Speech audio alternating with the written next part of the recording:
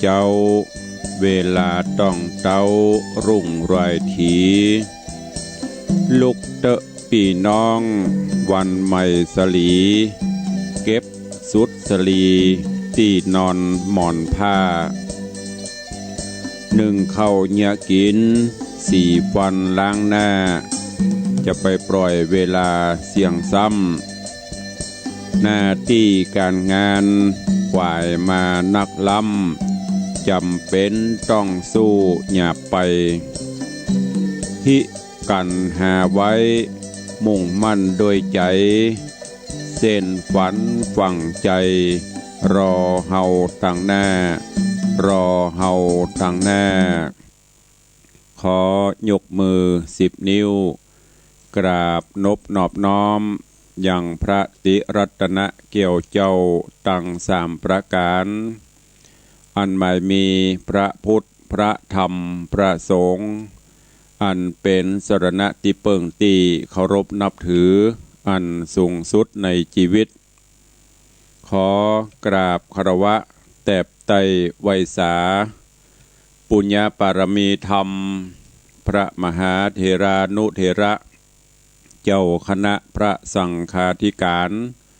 ภิกขุสงฆ์สามเณรจุตนจุองค์ด้วยความเคารพขอเจริญสุขเจริญปอนญาติโยมศรัทธาสาธุชนติ่นจองห้องวัดจุหนุ่มเท่าใจหญิงก็ขอน้อมต้อนรับทุกท่านเข้าสู่รายการมรดกธรรมกำเมืองต่างสถานีวิทยุกระจายเสียงพระพุทธศาสนาแห่งชาติและสังคมคลื่นเพื่อการศึกษาพระพุทธศาสนาและวัฒนธรรมคลื่นวิทยุสีขาวเพื่อเจ้าประชาคลื่นพระพุทธศาสนาและจริยธรรมส่งสัญญาณกระจายเสียงจากสถานีวิทยุวัดฝ่ายหินตำบลสุเทพอำเภอเมืองจังหวัดเชียงใหม่สถานีวิทยุวัดหนองกายตำบลสันปัญญางอำเภอแม่แตงจังหวัดเชียงใหม่สถานีวิทยุ CM77 วิทยุอินเทอร์เน็ตล้านนาสถานีวิทยุพระพุทธศาสนาจังหวัดเชียงรายสถานีวิทยุพระพุทธศาสนาคลื่น FM 96 เมกะเฮิรตซ์สถานีวิทยุในคลื่นวิทยุสีขาวเพื่อเจ้าประชาอันประกอบไปด้วยสถานีวิทยุวัดปากตังเจริญอำเภอดอยหล่อจังหวัดเชียงใหม่สถานีวิทยุดีเจอ้อยอำเภอโสปราบจังหวัดลำปาง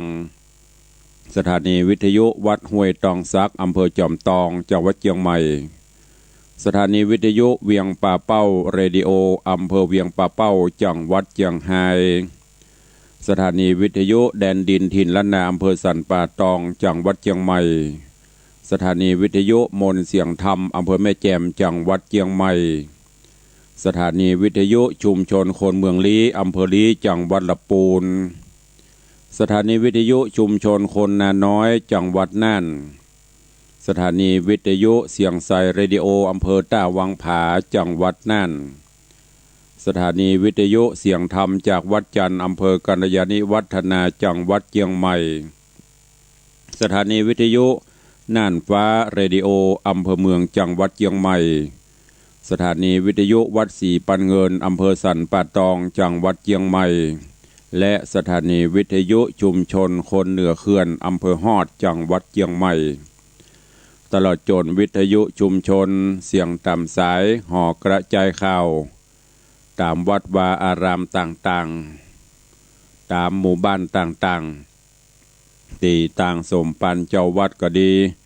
ต่างปอแก่ปอแขวนก็ตามได้เปิดออกอากาศออกลำโพงเสียงตามสายห่อกระจายข่าวให้ญาติโยมทั้งหลายได้สดับรับฟังเสียงธรรมกันในเวลานี้พร้อมกันนี้จะเริญปอนญาติโยมที่ได้ติดตามรับฟังต่างเฟซบุ๊กเฟซไลฟ์ต่างเว็บไซต์ต่างๆอาทิเฟซบุ๊กของ104ธรรมะคลายเครียดเฟซบุ๊กของวัดปากตังเจริญ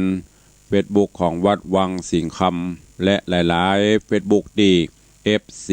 แฟนรายการรับชมรับฟังแล้ว ก็ได้เมตตากดแชร์กดไลค์คือญาติธรรมในกลุ่มได้สดับรับฟังเสียงธรรมกันเนอะรายการนี้ดำเนินโดยอาตมภาพพระครูวิสิตศิลาพรเจ้าคณะตำบลป่าแดดเจ้าอาวาสวัดวังสิงห์คำตำบลป่าแดดอำเภอเมืองจังหวัดเชียงใหม่เป็นผู้ดำเนินรายการก็นำเสียงธรรมะมาพบมาปะกับญาติโยมทุกเจ้าในเวลา6 โมงป่ายถึง7 โมงโดยประมาณกราบขอบพระคุณท่านผู้อำนวยการทุกสถานีและท่านผู้อำนวยการคลื่นวิทยุสีขาวท่านเจ้าอาจารย์พระครูอภิวัฒนวิกรมที่ได้มอบถวายเวลาให้ตัวเองก็ต้องขอสุมาอภัยกับญาติธรรมสาธุชนญาติโยมเนอะ2 เจ้า 3 เจ้าตุลุงหายมาจากของแห้งฝั่งแห้งอย่างแห้งตุลุงฝั่งเทพแตนทั้งนี้และทั้งนั้นก็เพราะมีศาสนกิจในภาคกลางคืนประกอบกับสภาพอากาศในช่วงนี้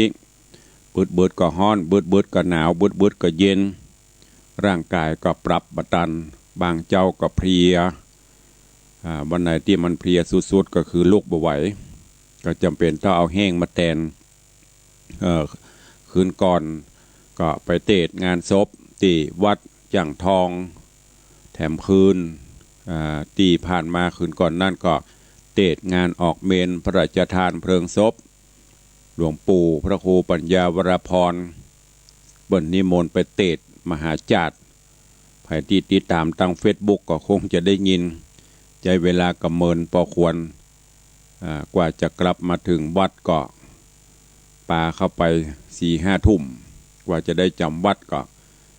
แล้วก็ช่วงนี้ก็ยังว่าเนาะคนเฮามันเข้าสู่คนเฮาวัยทองเมื่อก่อนนั่นเวลาไปบ้านโยมพ่อโยมแม่จะบอกโอ้นอนบักให้รับตุก็ยังบอกสุมาเดอจังหวะกรรมก่อนประจารินโอ้ไปเดือดร้อนไปกึดอะไรอย่างยังบัรับตดอะไรอย่างบัดเดียวมันได้ตัวเก่าหมดเนี่ยเปิงเพิ่นบ้านเนาะมันจะหูไปยิ่งแก่ตนแก่ตัวก็ไม่ใช่ว่าเท่าแต่นะกำลังแก่เลข4เลข5เลขอย่างขึ้นมานี่มันเริ่มจำวัดจำวาหรือนอนรับยิบรับยอบรับผ่องรับผ่องแล้วใกล้แจ้งนี่อากาศมันเย็นมันรับม่วนจ้ะ โดยเฉพาะมาเจ้านี่โอ้คืออยากจะตื่นจะลุกเหมาะตะกี้เข้างายแล้วเนอะหัวหาวงับให้รับแหมแล้วเวลารับบ่รับเปิ้นว่าอย่างก็อันนี้ฝากเป็นเกรดความหูจะเทศจริงแค่ไหนก็ไม่ทราบเนอะอ่านปะเปิ้นว่าเป็นอายุ50-60ขึ้นไปนี่ เปิ้นว่าอายุหมาหรอเมื่อคืนบ่รับบ่นอนได้ยินอย่างคูดๆงัดๆก็เห่าเมื่อวันไปเสาะพอเตอะตำปืนแฮนพ่องปืนต้นไม้พ่องนอนกระดองกระแดงหาววับคนเฮาก็เหมือนกันนะอายุหมอกสักเลข5ขึ้นไปนะเอาละเนอะบางภาษาต่างนี้เฮาวัยทองเข้าสู่จะเปลี่ยนเพศเปลี่ยนวัยจากนี้จะเข้าสู่กลางคนล่ะก็เปลี่ยนไปตามสภาวะธรรมเป็นไปตามสังขารธรรมเนาะก็อย่างที่ได้บอกไปถ้าบัดติดกิจการใดหรือร่างกายบ่มีปัญหาก็มาพบมาปะกับญาติโยมต่างหลายตามปกติเนอะวันนี้เป็นวันหยุดสุดสัปดาห์เป็นวันเสาร์ได้ริงสัญญาณไปตามคลื่นสถานีต่างๆที่เพิ่นได้แจ้งมาอย่างต่างคลื่นสีขาวนี่ก็โมดกันประมาณ10 กว่าสถานีแต่ก็บอกว่าเพิ่นจะบางสถานีก็อาจจะบ่ได้ลิงก์บางสถานีเพิ่นก็ลิงก์ไปก็ใต้รายการญาติโยมฟังอยู่ที่ไหนทางใดคลื่นไหนถ้าเป็นไปได้ก็เมตตาแจ้งเข้ามาเพื่อผลประโยชน์ของตัวท่านเองมันเป็นประโยชน์อะไรอย่างตุลุงก็ฟังไปแล้วก็ลองส่องพอที่หน้ามันจะมีเลขหน้าคลื่นหน้าวิทยุนะมันจะเป็นเลขพอว่าขีดนั้นมันตัดที่ไหนที่ตุลุงบอกระบบ FM คลื่นความถี่เนี่ย97พ่อง98พ่องเนี่ยอันนั้นคือคลื่นก็จะได้รู้ว่าอ๋อสถานีนั้นเปิดลิงก์อยู่สถานีนี้เปิดถ่ายทอดอยู่สัญญาณเป็นจะได้พ่องไม่ใช่ว่าสถานีดักปิ้งเดือดร้อนโทรเข้าถามติ๊กอย่างประเด็นเนี่ย96ดักปดเต้าหูปะฮอนก็เด็กกับคุยนั่นโทรก็เด็กกับแม่นี่โทรตรงไม่ยังมาดักปิ้งฮะอันตัดหน้าใหม่เปิ้นคือโทรไม่โทรโทรไปจ้างนะบัตรเปิ้นปล่อยเปิ้นโทรเตอถ้ามันดักปิ้งแล้วก็จะเดือดร้อนอันนี้ก็แจ้งให้ญาติโยมเวลาเปิ้นเปิดหน้าใหม่บอกว่าจะเป็นรายการใดถ้าเป็นไปได้ก็โทรแจ้งเข้าไปจะร่วมบุญก็ได้บ่ร่วมก็ได้เปิ้นได้บังคับไม่ใช่ว่าโทรเข้าไปต้องบริจาคทุกครั้งไม่ใช่แจ้งให้เปิ้นได้รู้ว่าฟังจากที่ไหนสัญญาณเป็นจะได้ที่สำคัญก็คือกำลังใจเปิ้นจะพอกับโลกคลื่นนี้คนฟังหลายก็คลื่นนี้ตู้เจ้าตัวนี้เตดคนฟังนักก็พอเปิ้นกับฟังมันเหมือนอย่างอันเปิ้นห้องอย่างก็สถานีต่างๆนะเปิ้นจะเช็คเปิ้นห้องก็เช็คเรตติ้งก็คือผู้ฟังผู้ชมผู้ดูถ้ารายการในต้องพอสถานีใดสถานีโทรทัศน์เนี่ยถ้าเรตติ้งดีๆคนฟังนักนะปะโตกล้าตัวพิธีกรจัดรายการแปลงแต่ตุลุงตุเจ้าคนนี้ไม่มี ถ้ารายการได้ดีเปิ้นกับตังพอเปิ้นก็จะได้บางเตือก็จะทดเพิ่มเวลากะอย่างถ้ามันมีไปฟังดักปิ้งก็เดี๋ยวเปิ้นก็ตัดออกรายการเนี่ยรายการนี้บ่ดีบ่มีประโยชน์มีไผฟังเปิ้นก็ตัดออกเอารายการอื่นแทนหรือลดเวลาลงอันนี้วันนี้อู้ให้ฟังจนทองแกะทองแก่นเนอะว่าอย่างเปิ้นโทรตะลุงก็เดือดไม่ได้เดือดแต่เพื่อประโยชน์ของท่านทั้งหลายเองเอาละก็เดี๋ยวเฮาก้อยมาอู้กันใต้รายการเนาะพร่ำพรรณนานักก็จะเสียเวลาของทางสถานีก็เดี๋ยวมีข่าวสารอันใดเฮาก้อยมาอู้มาจากันใต้รายการมาฟังพระธรรมเทศนากันก่อนเนาะในตอนที่แล้ววันพุธก่อนตุลุงได้เทศธรรมเทศนาเรื่องต่ำนานตุงคือเรื่องราวของตุงกำเนิดตุงต่างๆที่เฮาได้หันได้ใจโดยเฉพาะต่างล้านนาต่างเมืองเหนือเฮานี้จะมีตุงต่างๆปีใหม่ก็แหมตุงหนึ่งปอยหลวงก็แหมตุงหนึ่งตาลหาผีตายก็แหมตุงหนึ่งมันเป็นตำนานมันมีที่มาที่ไปเป็นจะได้ตุลุงก็เอามาเทศนาฮื้อสาธุชนญาติโยมทั้งหลายได้สดับรับฟังกัน ในเรื่องของตุงนั้นมันมีกี่อย่างจะได้พ่องนะก็ตอนที่แล้วได้เทศนาไปถึงยังตุงที่มี2ประเภท2อย่าง2ประเภทที่ใจ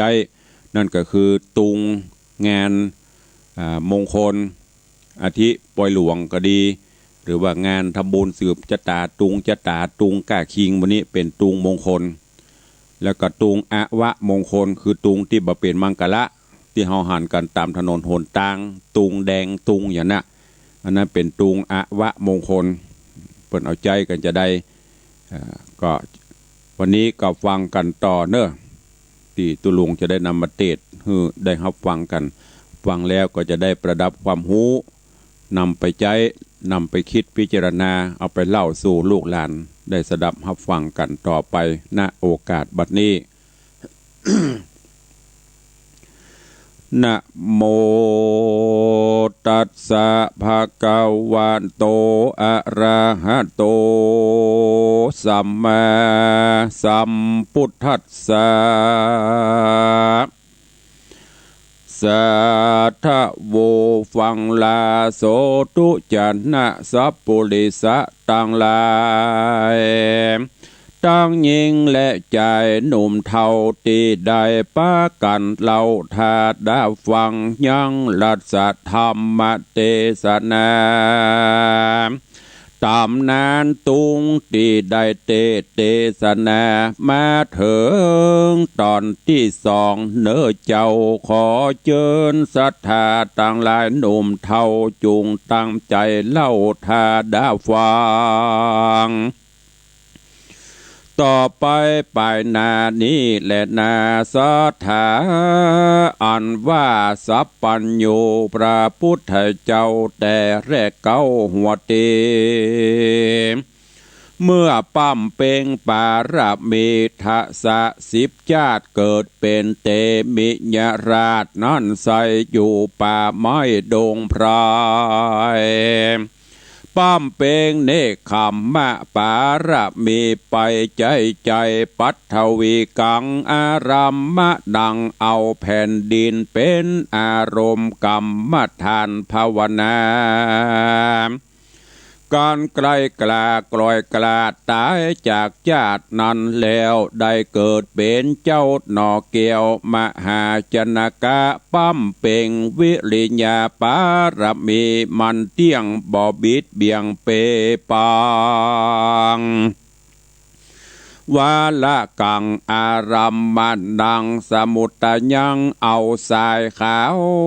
ใส่เป็นอารมณ์กรรมฐานภาวนาก่อนไกลกลาดละพรากได้ละจากญาตินั้นเล่าได้มาเกิดเป็นเจ้าสุวรรณสามมีเมตตางามจะใจอรัญญะอารัมมนางเอาอารัญญาป่าไม้เป็นอารมณ์กรรมฐานภาวนาก้อนไกลกลามจากญาตินั้นแล้วได้เกิดเป็นตนแก้วเนมิราชสีสาสะอาดอารัมมะนังเอาแผ่นจืนเป็นอารมณ์กรรมฐานภาวนาไปใจก็ลวดได้อธิษฐานปารมีกันจีวีเสียงขาดตายจากญาตินั้นเล่าได้เกิดมาเป็นเจ้ามโหสถามีปัญญาไวว่องหูแจ้งส่องกองธรรมศีสะจะลังอารัมมนางเอาแผ่นเหียกเป็นอารมณ์กรรมฐานภาวนาก้อนไกลกลาบมวยมั่งจากโลกกว้างดอกมือเอื้องโคนได้เอาโตโหนไปเกิดเอากำเนิดเต่ายศอาจเป็นผู้ริตัดราชบุญเรืองมีสินเนืองบ่อสะเอา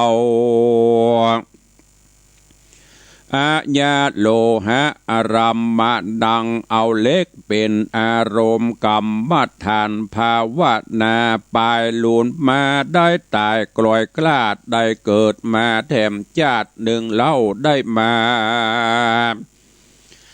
เป็นเจ้าจันตะกุมารมีขันติธรรมเจียงคานมันเตี้ยงกุสิโลทังอารัมมะนังเอาแผ่นตองเป็นอารมณ์กรรมฐานภาวนาได้ปัญญาดวงผาเสดกันว่าเกิดญาติต่อมาแถมเราได้เป็นเจ้านารตะลาจามีอุเปกขาเตี้ยงมันบ่ไหววันไปมาทัญญาหาโรอารัมมะนังเอาเม็ดเข้าเปลือกเป็นอารมณ์กรรมฐานภาวนาลวดได้เอกคตาจิตมันเตียงบ่บิดเบียงเฟื่อนวายต่อเต้าตายไปเกิดญาติต่อมาได้เป็นเจ้าวิทุลปันดิตานักปราชญ์มีสัจจะอาจเจียงคานตันทุลาหันอารัมมะดังเอาเม็ดเข้าสารเป็นอารมณ์กรรมฐานภาวนาเกิดมาแถมชาติหนึ่งเล่าได้เป็นเจ้าเวสันตระ ใดสละเข้าของเป็นตาลปาละมี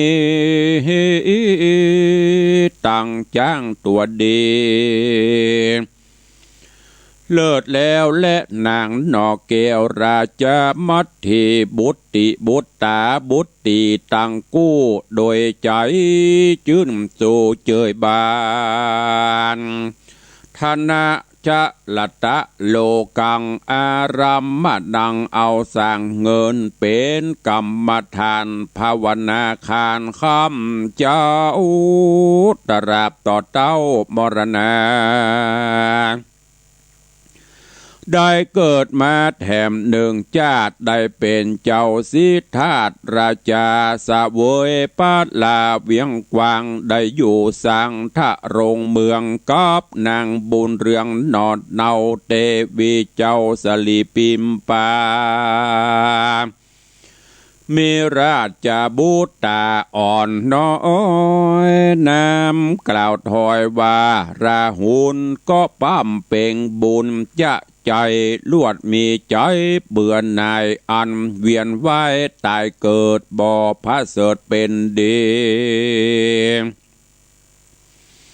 สุวรรณจะตามีบ่อเศร้าอารัมมนังเจ้า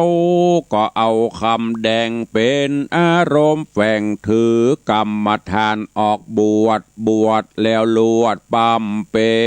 งทำหูต่างดำจุสิ่งมีสติปัฏฐานยิ่งตั้งสี่หือเสียงที่สั่งกา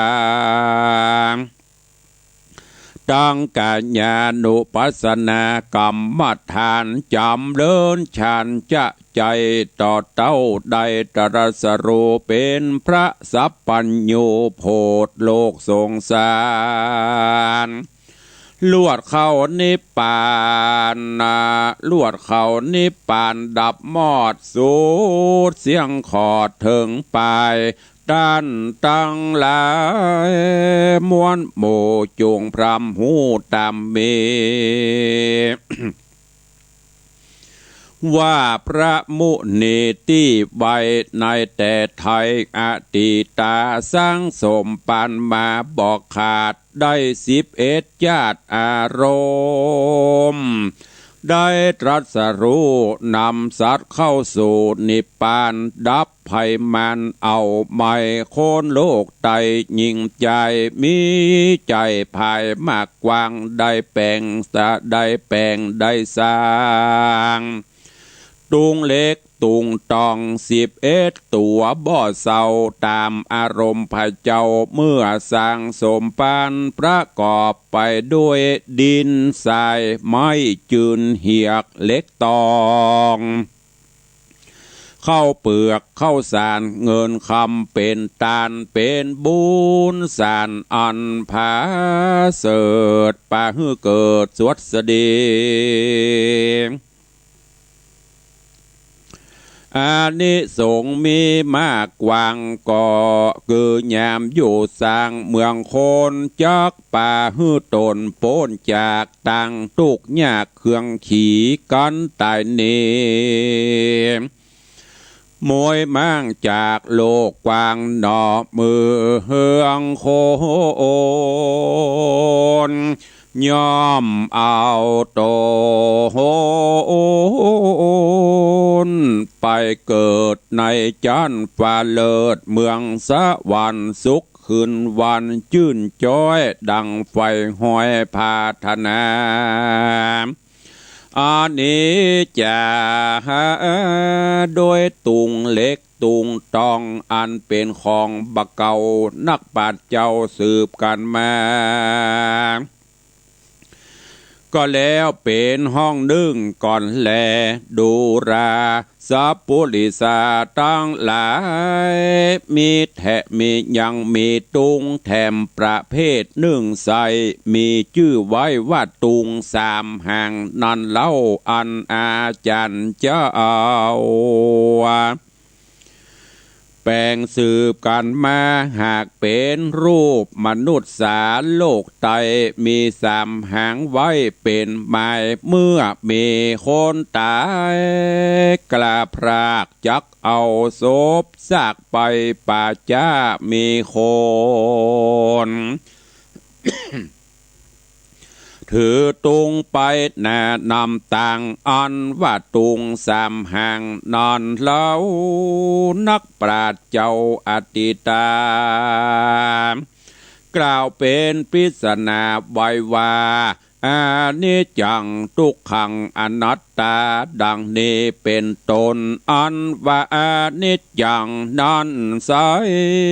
คือคนโลกไตโลกาได้เกิดมามีรูปเวทนาสัญญาสังขารวิญญาณห้าประการนี้แล้ว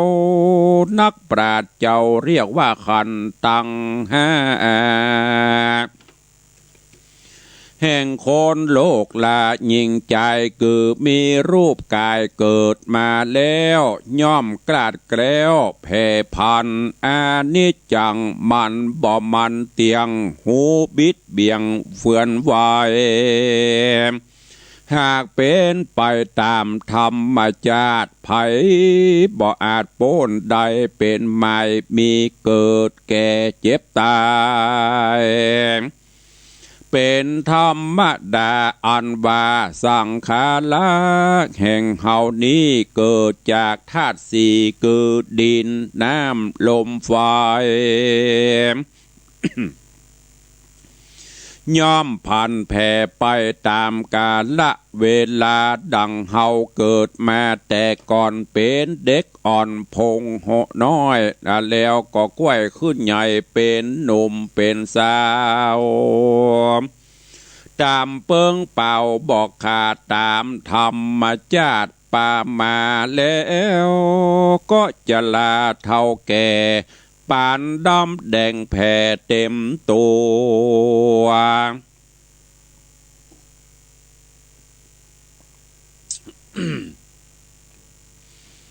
ผมดำหัวขาวงอกเขียวฟันออกวุ่มเว้า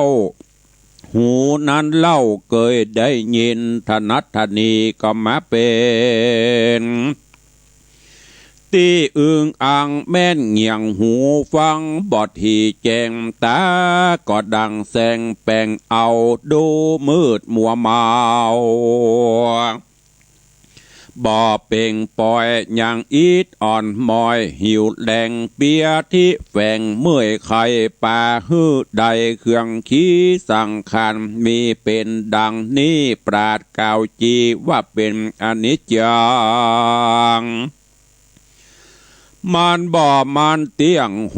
ความเงียงเฟื่อนไหวบ่มีไผ่แต่ใส่ห้ามมันได้เป็นตราโดงดอยผาใหญ่กว้างหูแตกมั่งผุปังล้วนเป็นอนิจจังเสียงไข่ไม้น้อยใหญ่ดงรีสิ่งวิญญาณมีบ่หลายบ่มีหลายแหล่ล้วนแล้วแต่เป็นอนิจจั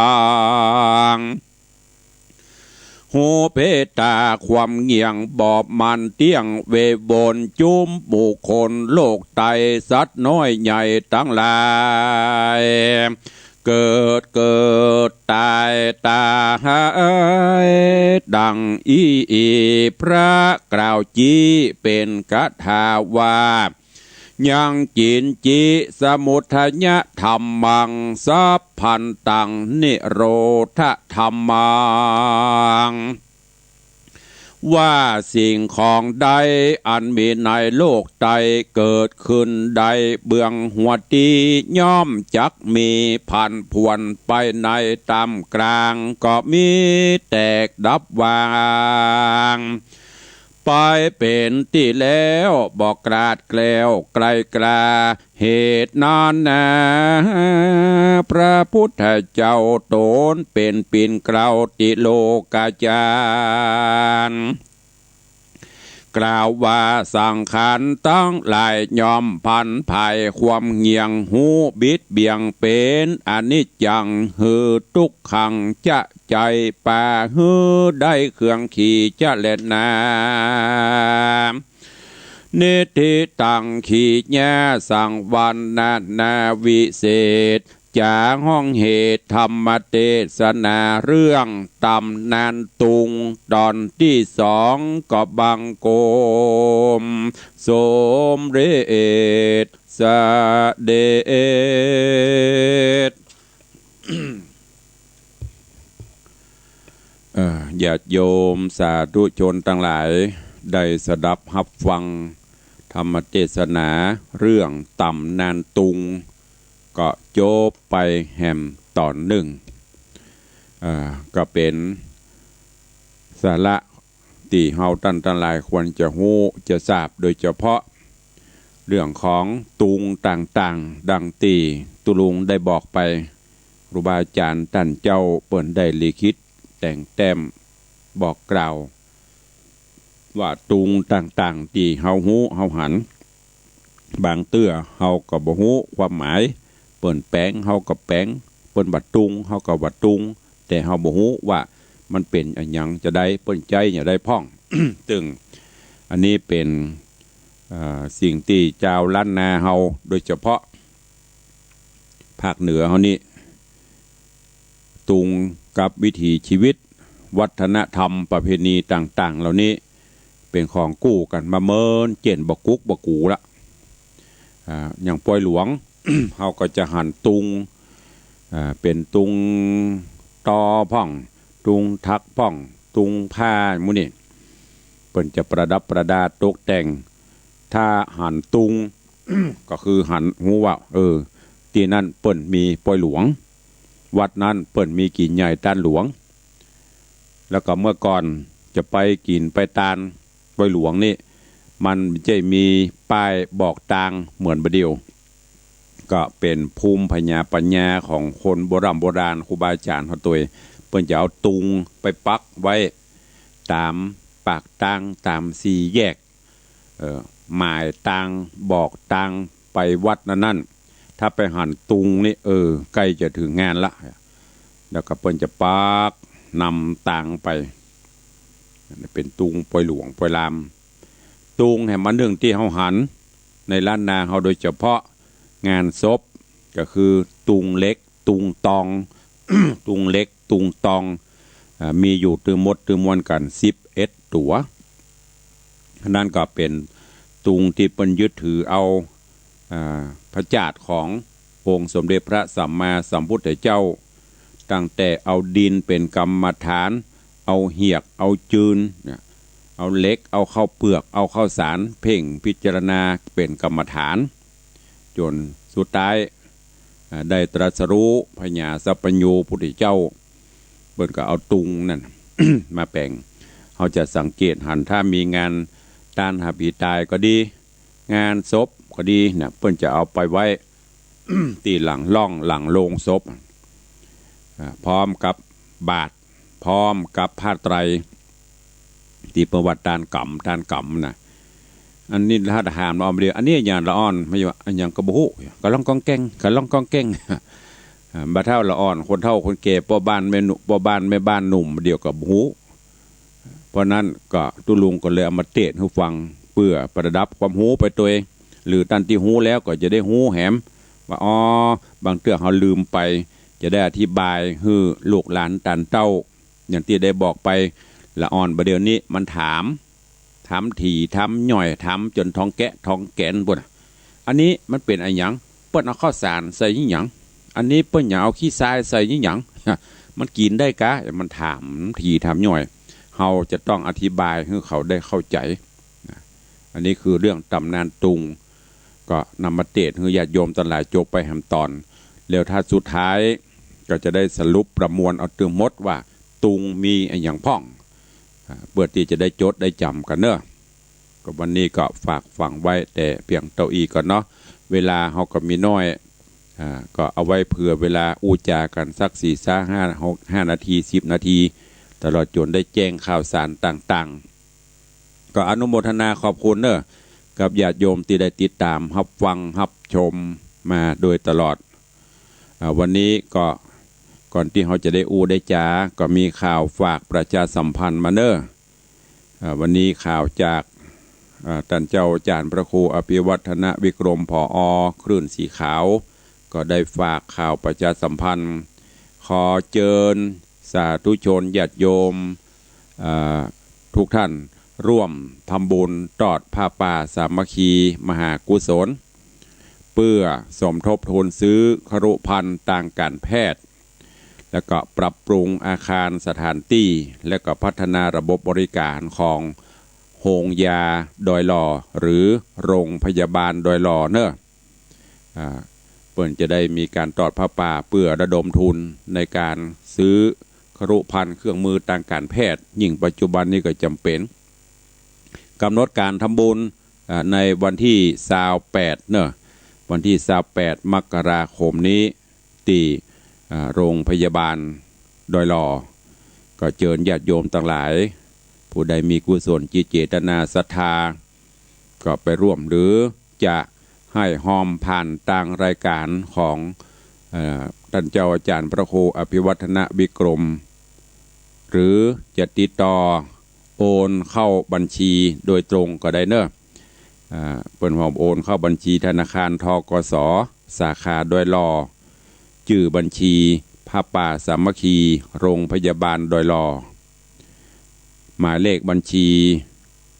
022017425อันนี้เป็นเลขบัญชีเนอะก็ร่วมบุญได้โอนเข้าได้หรือจะโอนผ่านไปทางท่านอาจารย์พระครูอภิวัฒนวิกรมก็ได้เนอะ แล้วก็ขอเชิญร่วมงานพระราชทานเพลิงศพวันที่24นี่หลายตีอยู่ตอนที่3ที่ฮูก็มีงานพระราชทานเพลิงศพหลวงปู่พระครูปัญญาวรพรอดีตเจ้าคณะอำเภอแม่วางอดีตที่ปรึกษาเจ้าคณะอำเภอแม่วางอดีตเจ้าอาวาสวัดสรีจุมตำบลทุ่งหลวงทองอำเภอแม่วางเนอะหลวงปู่เป็นพระมหาเถระผู้ใหญ่อายุ85ประสา65ก็จะได้พระราชทานเพลิงศพในวันที่24วันอาทิตย์ที่วันที่24เป็นวันอย่างวันนี้วันเสาร์23วันพุธก็กะเนี่ยงงแล้วนะงงละวันพุธวันที่24คืนนี้เป็นคืนบำเพ็ญสุดท้ายก็เจิญเนอะแล้วก็ที่อำเภอสระปีก็จะมีที่วัดหัวดงตำบลหัวมุงงานพระราชทานเพลิงศพหลวงพ่อท่านพระครูวิสุทธิประภากรอดีตเจ้าคณะตำบลหัวมุง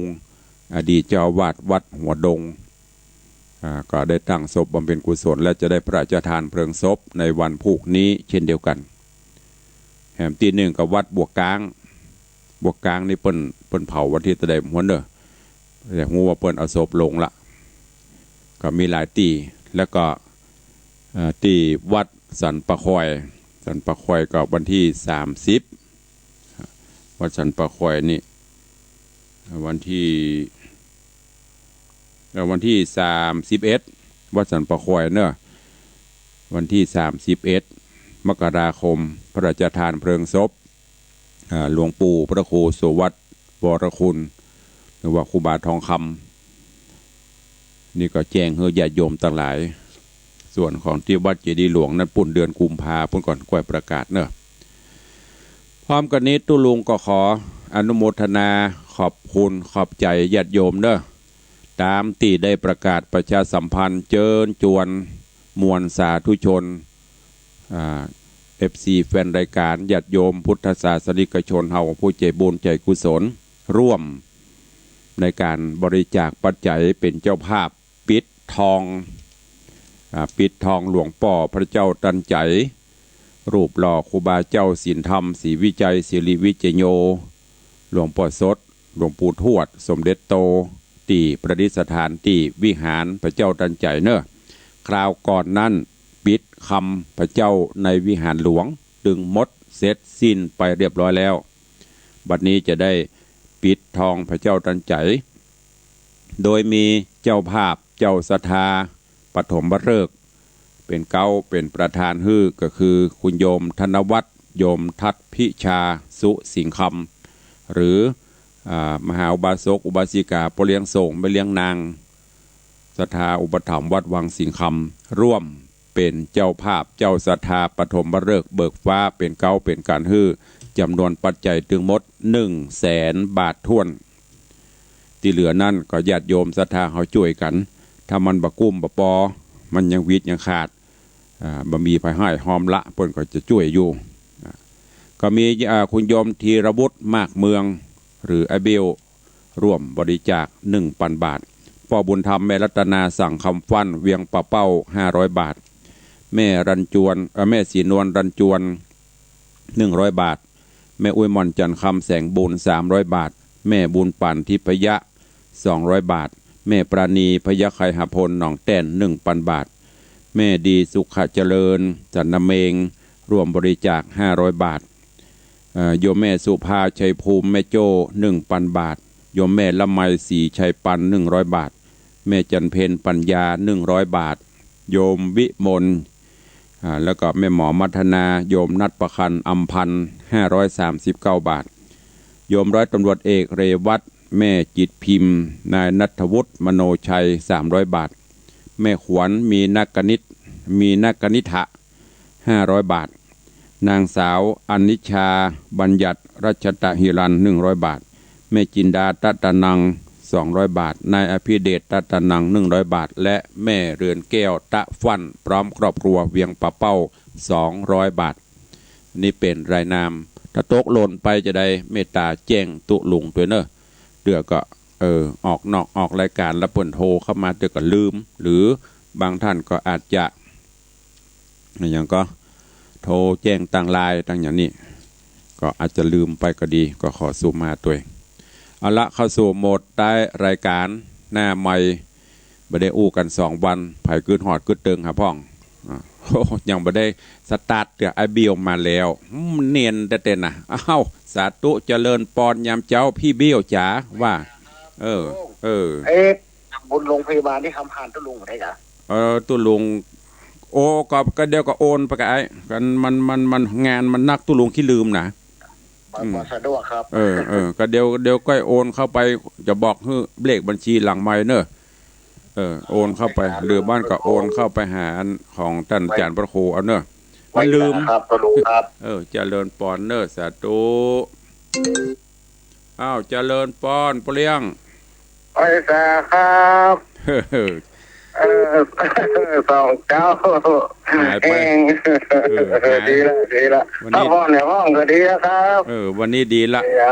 ดบวันนี้สดวันนี้สดละไอ้สาครับเจริญปอนเนอะสาใจครับสาธุดีใจแล้วสาธุบุญรักษาเนอะเจริญปอนวันนี้สดจากเตาเอาพ่อบุญธรรมว่าเจริญปอนครับเจ้าไอ้สาครับครับเจริญพรครับติดตามอยู่เนอะไว้ว่ามีให้ฟังเนอะฟังจัดหน้าก็มาจัดนักนะถ้ามันดักปิ้งปวดเดือดร้อนมันก็มีตอนเขาโทรเข้าผมได้ก็ฟังแล้วเขาจะโทรตอนที่มันดักปิ้งบุญถ้าดักปิ้งแล้วเดือดร้อนแล้วเนอะครับขอบคุณนักนะปอนเนอร์ครับก็ไว้สาครับเจริญปอนขอบคุณยมป่อบุญธรรมสังคำฟั่นจากเวียงปะเป้า FC ที่หนาแน่นสายที่3สายแรกพี่เบี้ยวสายที่2ก็เดียวไอ้เบี้ยวก็โทรตั้งหลังไม่ก็ได้จะได้บอกเลขบัญชีฮื้อมันใจอย่างตุ้ลุงอย่างหัวสัมปีสัมปนขี้หลงขี้ลืมก็เดียวบัดถึงเปิ้นจะเดือดร้อนทำอ่ะใครจะอู้ตัวเข้ามาเด้อ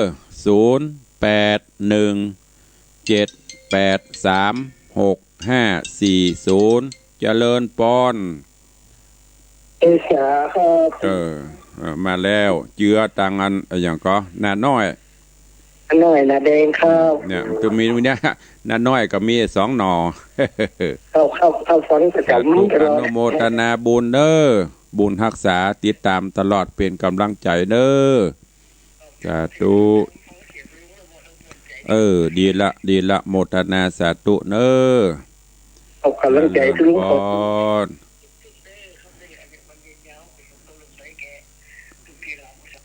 สาธุอนุโมทนาปนานก็จะอวยพรให้ตลอดเป็นลมโพลมไส้ของลูกของหลานก็อนุโมทนาขอบุญได้สนองปิกประตอบเน้อมันจะมีตังบิณาน้อยกับปนานประเสริฐกับยมแม่แห่มพล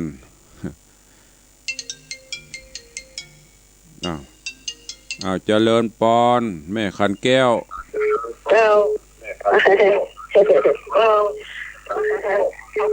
ว่าจะได้โทรมาหาเพื่อนแล้วว่าจะได้นานเกินรอเนาะใจเย็นๆแม่ใจเย็นๆกำลังรวบรวมภารกิจอย่างหนาแน่นอยู่ได้แน่นอนใจเย็นๆเดี๋ยวจะส่งไปเด้อโอ้ดีเหรอมาเบ็ดวันที่เตื้อเดี๋ยวใจเย็นๆเดี๋ยวจะส่งไปไม่ต้องเรียบร้อนน่ากล้า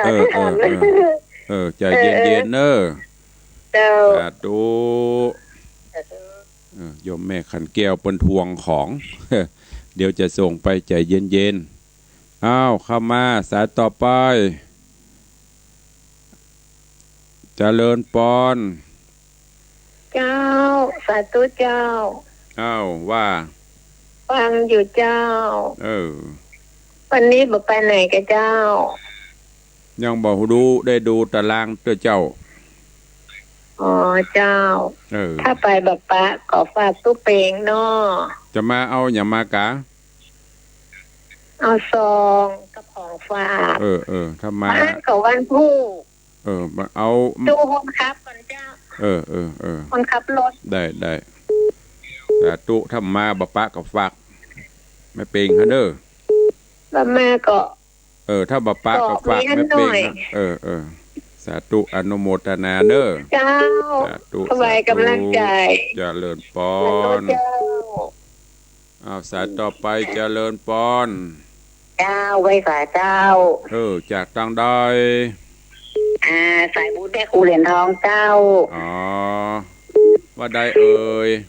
อันนี้แม่ยอดอยู่ไม่คือพี่เนอร์ว่าจะได้วันนี้ก็ว่าถวายกำลังใจเฮ้อเราวันหน้าจะมาโฮมตุยนะจ๊ะสาธุอนุโมทนาเด้อเจ้าไว้สาเจ้าเจริญปอนสายต่อไปเจริญปอนอาจารย์ตุลุงจากแม่วางเนาะใช่เจ้าบ้านเรือนเจ้าบ้านเรือนประจางเจ้าว่าได้เอ่ยลุงให้เข้าตาตาตุงเล็กตุงตองเนาะเมื่อว่าเจ็ดตาตุงเล็กตุงตองเนาะได้ไหมฮะได้กับแม่ได้ก็ไปซื้อมากับถวายกะเดี๋ยวมันมีขายง่ายเป็นร้านสังฆพันธ์เตี้ยเนาะเจ้าเจริญปอนสาธุสายต่อไปที่แม่จะตานตุงเล็กตุงตองได้ก็ได้ตานใบเมื่อเฮามีนี่ก็ได้เป็นหยังเจริญปอนฮัลโหลเจริญปอนโทรมาจากแม่แวงเจ้าแม่วางว่าจะได้เจ้าตุลุงวันพระประจาตอันวัดกิเลปะเป้าสิริไซตุลุงจะได้มาก่อนเจ้าบ่ได้ไปแม่เหยมันพูกอะกะมาใช่วันพรุ่งนี้4 จุมแล้ววัดกิเลปะเป้าวันที่14 กุมภาพันธ์ก่อนตุลุงจะได้มาก่อนเจ้าบอกว่าเนอเปิ้นบ่ได้นี่รู้ถ้าบ่ได้ไปกะฮะบารมีบ่ถึงกะก็มันมาได้มาเนาะไข่หานมาได้เจ้าไข่หานก็บอกให้เปิ้นนิมนต์ตุลุงไปกะเนอไปทำบุญร่วมตัวไปบอกให้เปิ้นอันสู่บัดนี้มนต์ตุลุงวังสีคำมากะไข่หานนี่เนอ เจ้าถ้ามูลถึงเป็นได้หามได้ห่วงนั่นนะตามเลยเนาะก็อันสีจูมปนิมนต์โลดถึงไปอันปุ้นมันถึงไม่ได้ไปเจ้าบอกเขาเนอะถึงเป็นได้หามเนาะบอกเขาเนอะเก็บสตางค์กันนั้นอาศัยอันกันให้ตุลุงนิมนต์ตุลุงมาปากกดตัวเนอะเจ้าสาธุเด้อไหว้แต่เจ้าพรอีแม่เปิดถามไปก่อนยังบ่แน่เด้อแม่เนอะก็อาจจะแวะไปร่วมพิธีเปิ้นไม่ใช่ว่าเปิ้นบัดนี้โมนบ่ไปนะบางเตื้อก็ถ้ามีศาสนกิจมันหนาแน่นก็อาจจะบ่ได้ไปบางเตื้อก็แวะไปเมื่อคืนไปห่วมกินห่วมตาลด้วยเปิ้นอู้ไปเวลาจะหมดแล้วเนอะ1 นาทีสุดท้ายเดี๋ยวนี้6:58 นาที1 นาทีสุดท้ายเดี๋ยวจะเหลือเวลาเปิ้นว่าเปิ้นจะมีข่าวมีอย่างแจ้งทางสถานีแต่104นี่พอเปิ้นจังเผื่อเวลาฮื้อ แต่ว่าเดี๋ยวตุลุงมีศาสนกิจกรรมก็เดี๋ยวเปิ้นจะมาปูจาเข้ากุปีกู้อายุได้ไปโอกาสเข้าของเปิ้นครับเนี่ยออกจบรายการปุ๊บงานเข้าต่อนะเนี่ยเขาว่าสบายอย่างตู้อย่างปะโทสบายกะ วันค่ำเนี่ย